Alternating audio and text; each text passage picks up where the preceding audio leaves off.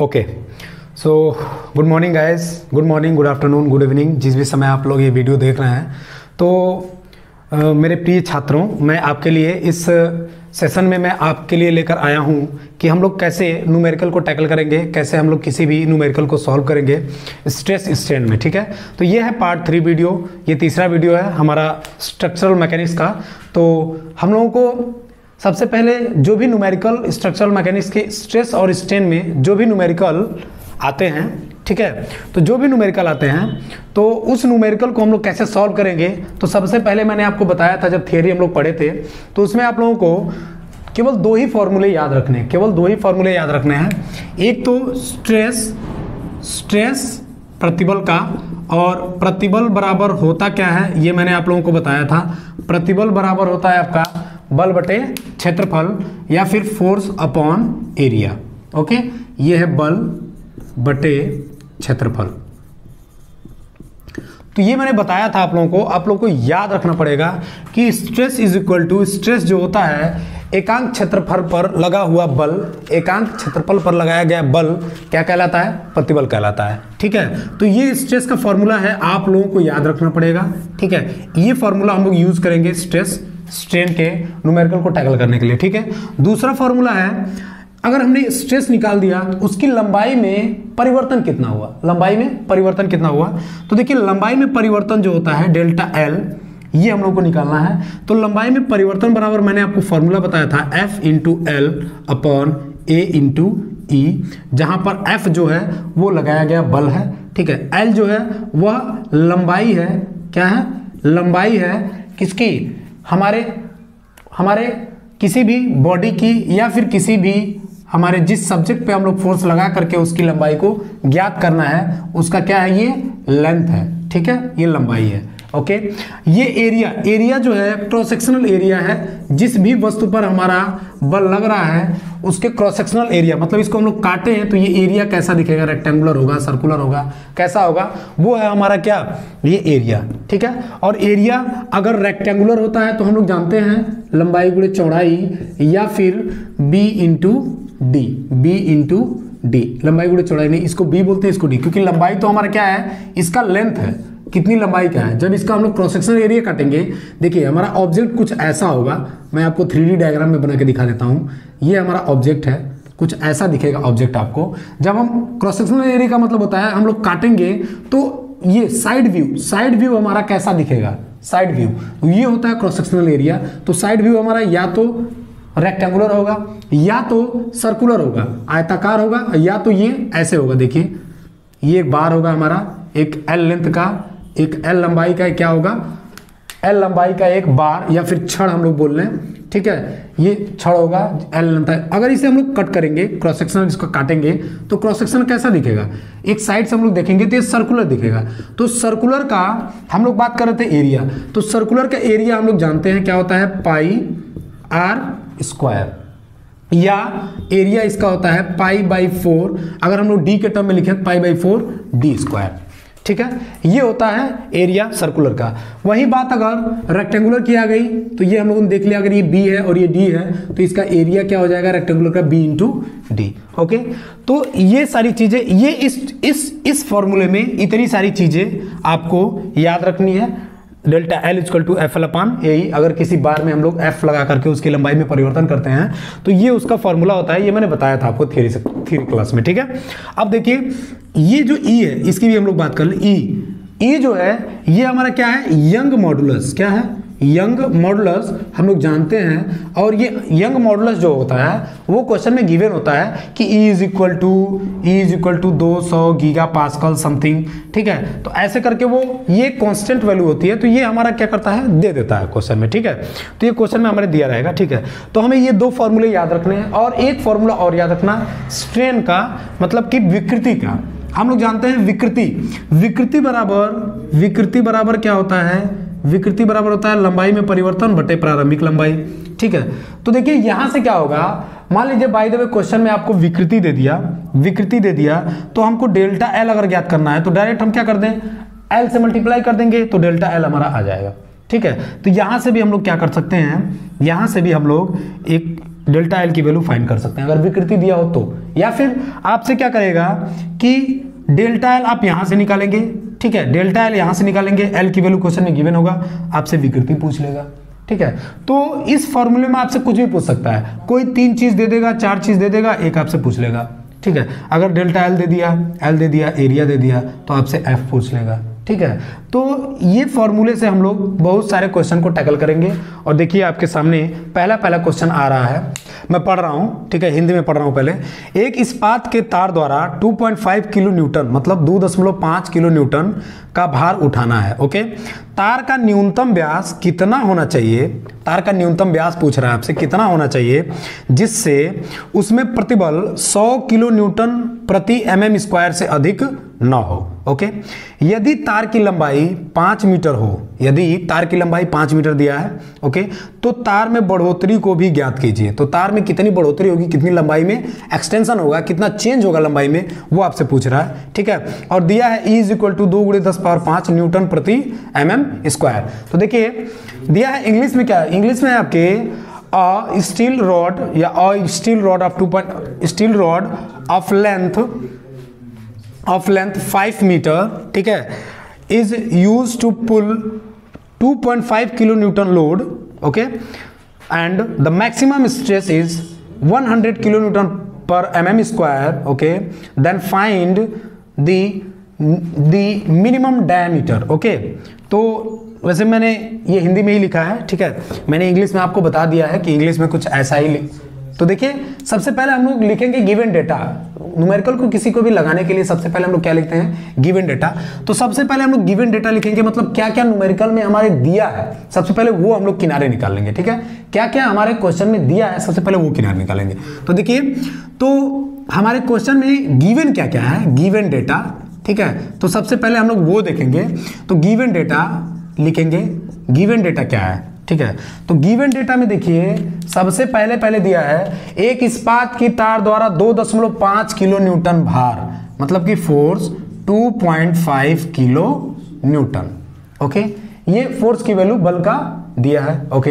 अब कह रहा है कि न्यूनतम प्रतिबल 100 किलो न्यूटन प्रति मीटर स्क्वायर से अधिक न हो, यानी कि प्रतिबल जो दे दिया है वह 100 किलो न्यूटन प्रति mm² से अधिक ना हो, ये आपको गिवन है, ओके। अब देखिए उसके बाद दिए हैं कि लंबाई जो है, लेंथ, तार का जो लंबाई है बच्चा वो है 5 मीटर, ठीक है, 5 मीटर, ओके। देखिए mm में है तो हम भी क्या कर ले, इसको mm में लिख दें। तो mm में जब लिखेंगे तो 5 मीटर को अगर हम बच्चा mm में चेंज करेंगे तो 1 मीटर बराबर हम जानते हैं 1000 mm, ओके। तो 5 मीटर बराबर क्या हो जाएगा, 5000 mm, ठीक है। ये हो गया mm में। अब क्या गिवन है आपको, अब गिवन है E आपको गिवन है, मतलब E दिया गया है, ये दिया है 2 × 10⁵ न्यूटन प्रति mm², न्यूटन प्रति mm², ओके। तो ये सवाल हमको लगाना है, ठीक है, ये सवाल लगाना है। तो अब देखिए आपसे पूछ रहा है कि व्यास क्या होगा, बहुत ही सिंपल क्वेश्चन, बहुत ही सिंपल क्वेश्चन है आपके सामने, कुछ करना ही नहीं है, ये सारा दिया है, आपसे व्यास पूछ रहा है। ये बताइए प्रतिबल का फॉर्मूला हमने क्या पढ़ा था, सिग्मा = F/A, बहुत बढ़िया, ठीक है। देखिए क्वेश्चन में गिवन क्या है, एक रॉड है, ठीक है, इसकी लंबाई है 5 मीटर, ओके, इसकी लंबाई 5 मीटर है, इसका हमें व्यास पूछ रहा है d, मतलब कि व्यास, ये व्यास पूछ रहा है और 5 मीटर इसका लेंथ है, ठीक है। और इस पे बल लग रहा है, कितना भार उठा रहा है, तो भार उठा रहे हैं 2.5 किलो न्यूटन का, ओके।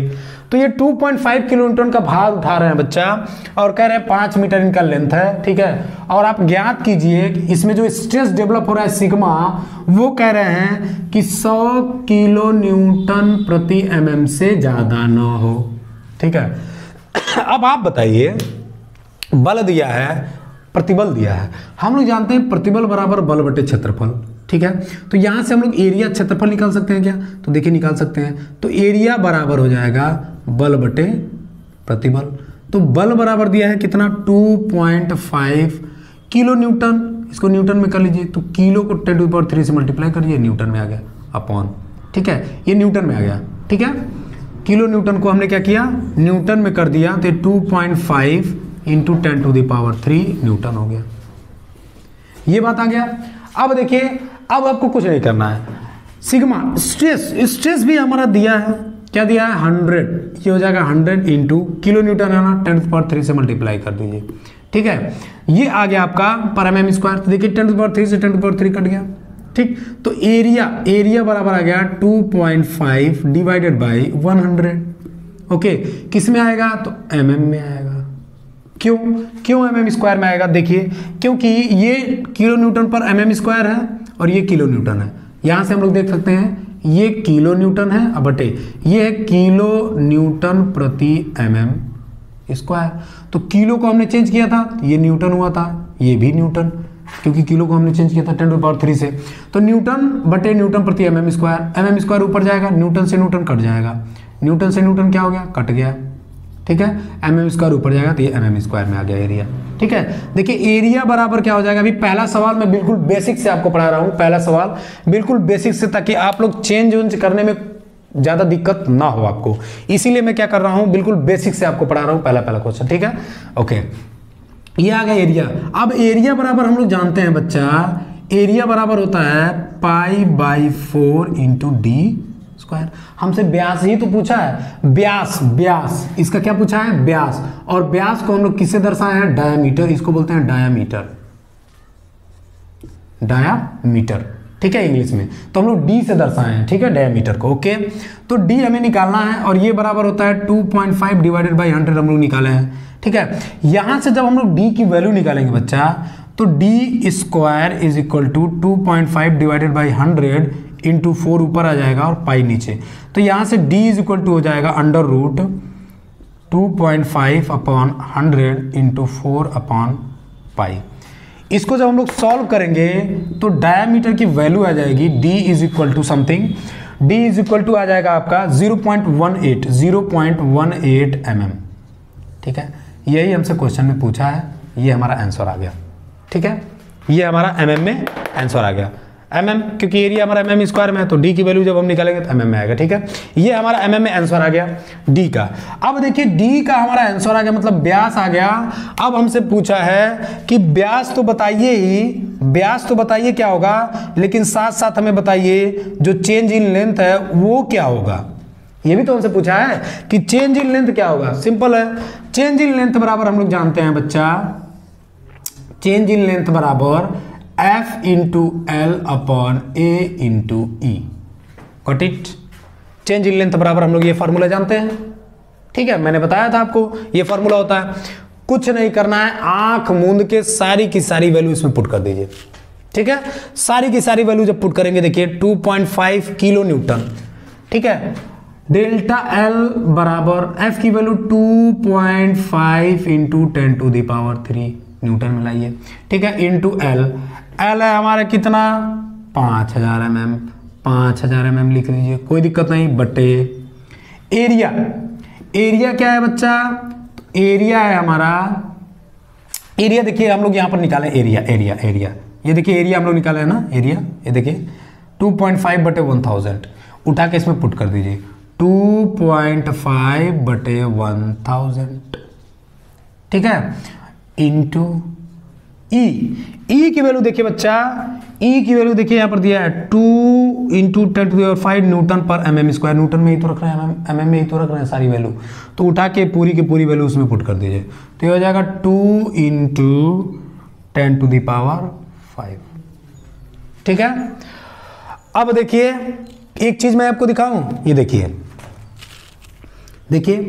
10⁴, ये क्या करेंगे हम लोग, काटिए मत आप लोग, मैं वही काटने वाला था जो आपको दिखाने वाला था, मैं काटने वाला था, काटिए मत, सीधे आप लोग कैलकुलेटर उठाइए, क्योंकि आप लोग बीटेक के स्टूडेंट हैं या फिर आप लोग पॉलिटेक्निक के स्टूडेंट हैं, तो आपके एग्जाम में कैलकुलेटर अलाउ होता है, ठीक है। आपके एग्जाम में क्या होता है, कैलकुलेटर अलाउ होता है, क्योंकि किसी भी हम लोग अगर गवर्नमेंट की तैयारी कर रहे हैं, PSUs की तैयारी कर रहे हैं, इतना लेंदी क्वेश्चन कभी नहीं आएगा, ठीक ठीक है। इतना ज़्यादा कैलकुलेशन वाला क्वेश्चन कभी नहीं आता है तैयारी में। तो हम लोग क्या कर रहे हैं, हम लोग या तो बीटेक के पढ़ रहे हैं या तो पॉलिटेक्निक के डिप्लोमा के। तो डिप्लोमा के स्टूडेंट आपको कैलकुलेटर अलाउ होता है, कैलकुलेटर आप उठाइए, साइंटिफिक कैलकुलेटर, ठीक है। कैलकुलेटर में सारी वैल्यू आप लोग फीड करिए और आप लोग डेल्टा एल की मजे लीजिए, ठीक है। तो डेल्टा एल की जो वैल्यू आ जाएगी बच्चा, यहाँ मैं लिख दे रहा हूँ, तो डेल्टा एल की जो वैल्यू आएगी वो आएगी delta L is equal to 2456 mm, 2456 mm, okay. ये आ जाएगी डेल्टा एल की वैल्यू। कुछ हमें करना ही नहीं है, केवल हमको क्या करना है, फॉर्मूले में पुट करना है। ये सारी चीजें हमने गिवन डेटा निकाल लिया। गिवन डेटा निकालने के बाद फॉर्मूला हमको याद है, 2 फॉर्मूला मैंने बताया था आपको। फॉर्मूले में पुट करना है वैल्यू, आराम से क्या करिए, कैलकुलेटर से सॉल्व करके आंसर निकाल लीजिए। कुछ करना ही नहीं है क्वेश्चन आंसर में, ठीक है। आगे चलिए, अब हम लोग नेक्स्ट क्वेश्चन पे आते हैं, ठीक है। अगर आप लोग को अगर कुछ इसमें नोट करना है तो नोट कर लीजिए, ठीक है। नोट करना है तो नोट कर लीजिए। इसके बाद हम लोग नेक्स्ट क्वेश्चन पे आते हैं, ठीक है। तो अगला क्वेश्चन है आपके सामने, ओके। तो अगला क्वेश्चन हम लोग लगाते हैं। अगला क्वेश्चन, एक और क्वेश्चन है आपके सामने। इस्पात की 2 सेंटीमीटर व्यास की गोल छड़ पर 30 किलो न्यूटन का तनन बल या भार लगाया जाता है, ठीक है। अब कह रहा है छड़ में तनन प्रतिबल का मान ज्ञात कीजिए, ठीक है। यदि छड़ की लंबाई 30 सेंटीमीटर हो तो छड़ की लंबाई में हुई वृद्धि की भी गणना कीजिए, ठीक है। तो ये आपके सामने एक क्वेश्चन है। इंग्लिश में मैं आपको गिवन डेटा लिख देता हूँ कि क्या क्या गिवन है, ठीक है। एक व्यास की छड़ है, a rod of a steel rod, एक छड़ है जिसका व्यास, ये आपके सामने एक रॉड दिख रहा होगा, ठीक है। एक स्टील रॉड है, ठीक है। 2 सेंटीमीटर व्यास है, कितना है, 2 सेंटीमीटर। 2 सेंटीमीटर इसका व्यास दिया है डी, ठीक है। डायमीटर दे दिया 2 सेंटीमीटर। इस पे तनन बल 20 किलो न्यूटन, ठीक है। तनन बल कितना लग रहा है, तनन बल लग रहा है बच्चा 20 किलो न्यूटन का तनन बल लग रहा है, ठीक है, ओके। अब कह रहा है कि छड़ में तनन प्रतिबल का मान ज्ञात कीजिए। तो ये बताइए, आपको फोर्स दे दिया है 20 किलो न्यूटन या 20 इंटू 10⁻³ न्यूटन, ओके। आपका डायमीटर दे दिया है 2 सेंटीमीटर या 0 पॉइंट, चूंकि देखिए सेंटीमीटर में हमको किस में करना है, एमएम में करना है, ठीक है, एमएम में करना है ना। तो ये हो जाएगा 1 सेंटीमीटर हम लोग जानते हैं 10 mm, तो 2 सेंटीमीटर बराबर कितना हो जाएगा, 20 mm। कोई दिक्कत नहीं। तो देखिए, तो ये हो जाएगा डी, ये हो जाएगा 20 mm, ओके। डायमीटर दे दिया। उसके बाद बोल रहे हैं कि यदि छड़ की लंबाई 30 सेंटीमीटर हो, लीजिए इसकी लंबाई भी इन्होंने दे दी है, क्या दे दिया, लंबाई एल कितना है, लंबाई ये दिए हैं क्वेश्चन में आपको 30 सेंटीमीटर या फिर 300 mm, क्योंकि हम लोग जानते हैं कि 1 सेंटीमीटर में 10 mm होता है, तो 30 सेंटीमीटर में 30 × 10 कितना हो जाएगा, 300 mm, करेक्ट है, ओके। आगे चलिए, तो लेंथ आपका गिवन है, लेंथ कितना है बच्चा, 300 mm, करेक्ट है, ओके, 300 mm।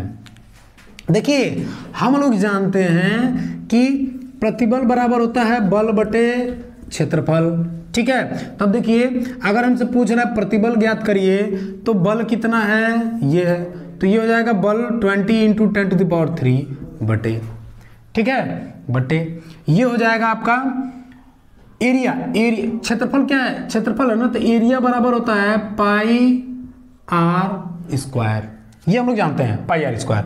यहाँ डायमीटर दिया है 20 mm, तो यहाँ से अगर हम लोग त्रिज्या निकाल लें बच्चा, त्रिज्या, तो r बराबर होता है d/2, मतलब त्रिज्या जो होता है वो व्यास का आधा होता है, करेक्ट है। त्रिज्या क्या होता है, व्यास का आधा होता है। या फिर हम लोग जानते हैं π/4d², अगर हम लोग क्षेत्रफल निकालें तो देखिए, तो r बराबर हो जाएगा आपका 20/2 = 10 mm। अब देखिए कोई दिक्कत है क्या, कोई दिक्कत है, कोई दिक्कत नहीं है। ये हो जाएगा π/r कितना है, 10 का स्क्वायर, कोई दिक्कत नहीं है। अब देखिए, तो सिग्मा बराबर हो जाएगा बच्चा 20 into 10 to okay okay okay okay. तो देखिए यहाँ पर जो फोर्स है वो हमने लिखा है न्यूटन में, जो एरिया है हमने लिखा है mm स्क्वायर में, ठीक है। तो देखिए तो सिग्मा बराबर हो जाएगा, इसको हम लोग क्या करेंगे कैलकुलेटर में फीड करेंगे अपने कैलकुलेटर में, ठीक है, तत करके दबाएंगे हम लोग, ठीक है, और दबाने के बाद इक्वल टू करेंगे, मजे लेंगे। तो देखिए इक्वल टू करने के बाद जो स्ट्रेस की वैल्यू आ रही है बच्चा, वो आ रहा है 95.5 न्यूटन प्रति mm स्क्वायर। आप लोग कैलकुलेटर में कैलकुलेट कर लीजिएगा, ठीक है, इतना ही आ रहा है न्यूटन प्रति mm स्क्वायर, ठीक है। तो ये आ गया हमारा स्ट्रेस, ओके। अब स्ट्रेस आ गया, स्ट्रेस आने के बाद उन्होंने बोला था कि भैया केवल स्ट्रेस की ही वैल्यू नहीं पता करो, केवल स्ट्रेस की ही नहीं, अगर लंबाई भी दिया है तो हमें इस लंबाई में वृद्धि कितना हुआ बल लगाने के बाद। मैंने आपको पढ़ाया था थियरी सेक्शन में कि बल लगाने के बाद किसी भी बार में, किसी भी वस्तु में क्या होगा, लंबाई में परिवर्तन होगा, ठीक है। तो लंबाई में परिवर्तन के साथ साथ इसके व्यास में भी परिवर्तन होगा, लेकिन हमें केवल देखना है लंबाई में परिवर्तन। तो लंबाई में परिवर्तन कितना होता है उसका मैंने फॉर्मूला आपको बताया है, डेल्टा एल। डेल्टा एल बराबर हम लोग जानते हैं F into L upon A into E, got it, ये हम लोग जानते हैं, ठीक है, ये हम लोग जानते हैं। तो देखिए सारी की सारी वैल्यू हमारे पास दी गई है, देखिए F की भी वैल्यू हमारा क्वेश्चन में दिया है, ठीक है, L की भी वैल्यू हमारा क्वेश्चन में दिया है, देखिए क्वेश्चन में दिया है ना, करेक्ट है।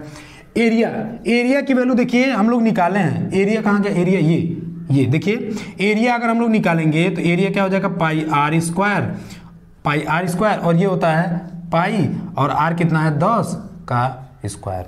ये पाई आर स्क्वायर हम लोग एरिया निकाल लिए, एरिया मिल गया है।